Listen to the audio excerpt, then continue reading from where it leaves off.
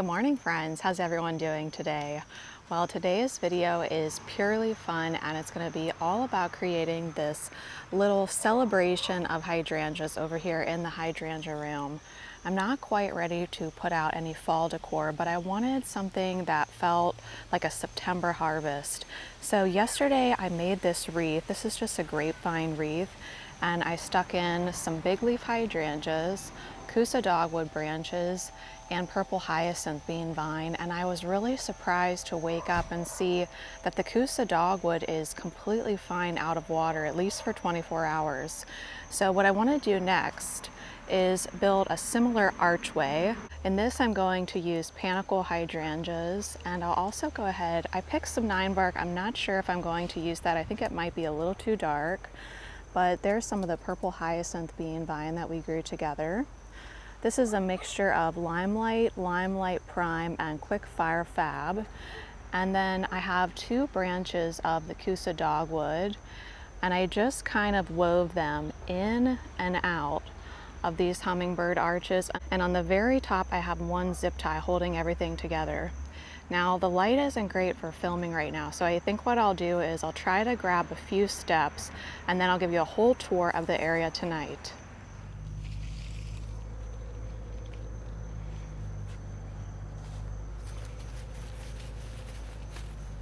So in order to get these to hold, I'm gonna weave underneath the arbor and then come underneath a Kusa dogwood branch.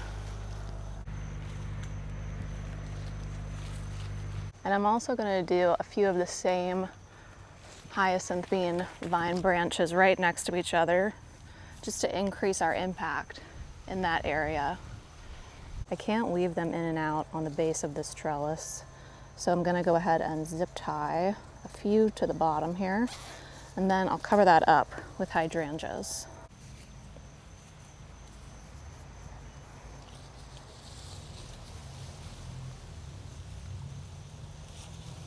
Here's what things are looking like so far. And I'm just kind of grabbing a handful of hydrangeas and placing them throughout the design where I see a big gap. But honestly, I almost like it without the hydrangeas. I mean, this is a celebration of hydrangeas, so we've got to go for it. But I wish you could see it as I see it right now, because it's quite spectacular. It's about 6:30 p.m. now, and I can take you on a tour as the sun sets. So here's our inspiration wreath.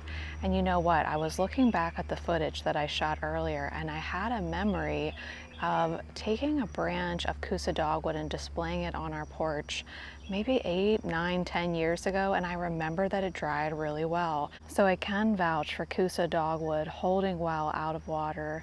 And so all of this will just dry naturally in place. And as we do our garden walk and talks each week, I'll make sure and update you as they lose moisture as the days go on. And do you see Grace in the distance there? What is she doing? What is she looking at in the arborvitaes? Well, I'm sure we'll find out over the course of this video. That is really weird. I've never seen her do that before. Can you guys see something that I don't see? Well, here's how it turned out, and I didn't think I could love hydrangeas anymore, but after making this arch and just displaying some here on the table, I think my head is about to explode and hydrangeas are about to pop out. Friends, if you have an arbor on your property and you love hydrangeas as much as I do, I would really try this project. I think it will make your heart happy, and it's a fabulous transition from late summer into early fall. You know, I'm not ready for the pumpkins yet. I might not even do pumpkins this year. I might just embrace having tons of dried hydrangeas in the garden. So if you remember the pile of hydrangeas that I picked, I did display some in this black clay pot that I have, and I just have a frog in there. And to be honest with you, I picked way too many hydrangeas for this project. I would say there's probably only about 20 hydrangeas in the arch, and you'll see as we walk through Hummingbird Way that there's a big basket of hydrangeas left over. So would you give me some ideas? What should we do with all these leftover hydrangeas?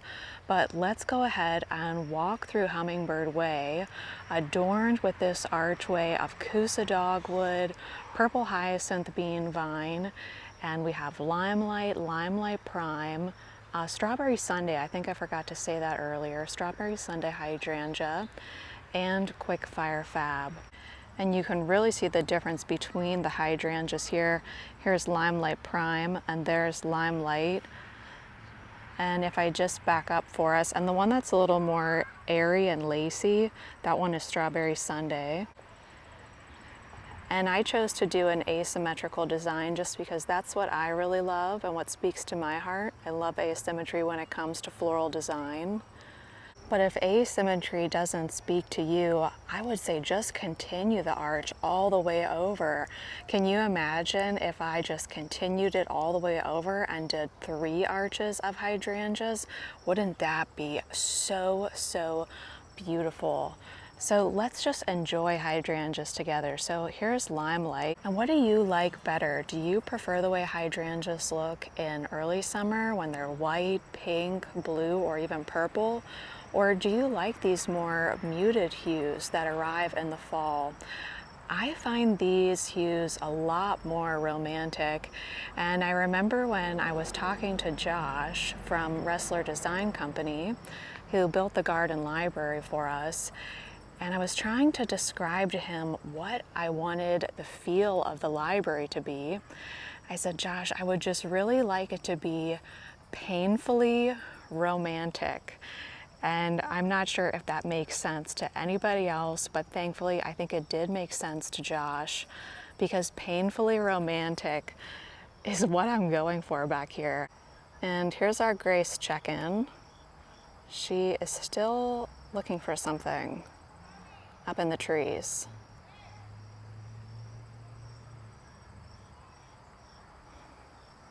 Well, I guess Grace gave up on whatever she found back there in the arbs.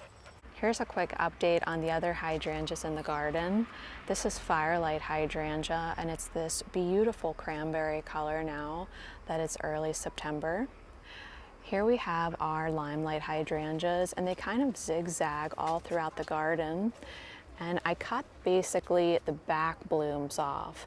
They were touching these steeplechase arborvitaes, so that was a great use of those hydrangeas that were really just getting in the way and competing for sunlight.